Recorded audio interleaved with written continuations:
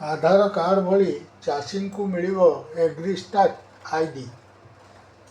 राज्यर चाषी भाई मानक पई खुशी खबर, स्वतंत्र आईडी कार्ड प्रस्तुत करुचंती ओडिशा सरकार। आधार कार्ड भली चाषी भाई को सरकार पक्षर मिलिबो एग्रीस्टाक आईडी। यही आईडी माध्यम चाषी कृषि संबंधी तथ्य संरक्षित रहिबो एवं सरकारी योजना सुविधा पाइबा प्रक्रिया आउरी सहज और सरलीकरण हेब। चाषी एग्रीस्टाक आईडी पाई वर्तमान विभिन्न समवाय समिति और सोसाइटी रे पंजीकरण करा जाउची। तेबे जेउ चाषी माने कौनसी कारणरू समवाय संस्था को आसी पंजीकरण करि परिबे नहीं, सेमानंकु नेई मध्य सरकार गुरुत्वपूर्ण पदक्षेप नहीं। आवश्यक पड़िले सरकारी अधिकारी माने चाषी घर को जाई पंजीकरण करिवे। यही प्रक्रिया को सफल करिया पाई कृषि राजस्व और समवाय विभाग अधिकारी माने मिलित भावे कार्य करिवे।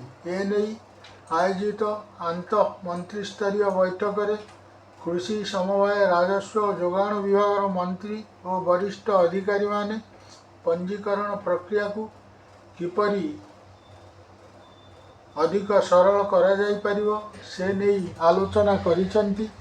पंजीकरण सरिया परे चाषी को एक स्वतंत्र परिचय पत्र प्रदान करा जिवो। एथिरे चाषी कृषि संबंधी आवश्यक तथ्य संरक्षित रहिबो। फल प्रकृत चाषी को चिन्हट करी सरकारी योजना सहायता और अन्यान्य सुविधा पहुँचाइबा अधिक सहज हेब। सबुठारु गुरुत्वपूर्ण कथा हेउची राज्य बाहर किंबा विदेश थिबा चाषी व्यवस्था करा जाइछि। सेमाने वीडियो कॉन्फ्रेंसिंग जरिया रे पंजीकरण करने सह आखि स्कान प्रक्रिया मध्य संपूर्ण करिपारिबे। राजस्व मंत्री सुरेश पुजारी कहिसेन जे चाषी पंजीकरण को नहीं कौनसी समस्या हेब नहीं।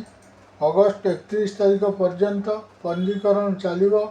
आवश्यक पड़िले यार अवधि मध्य बढ़ाजिबो बोली से कहिसेंती। सरकार को यही पदक्षेप द्वारा चाषी को एक डिजिटल परिचय मिलवा सह सरकारी सुविधा सीधा सड़क प्रकृत हिताधिकारी पाखरे पहुँचवार बाट आउरी सुगम हेब।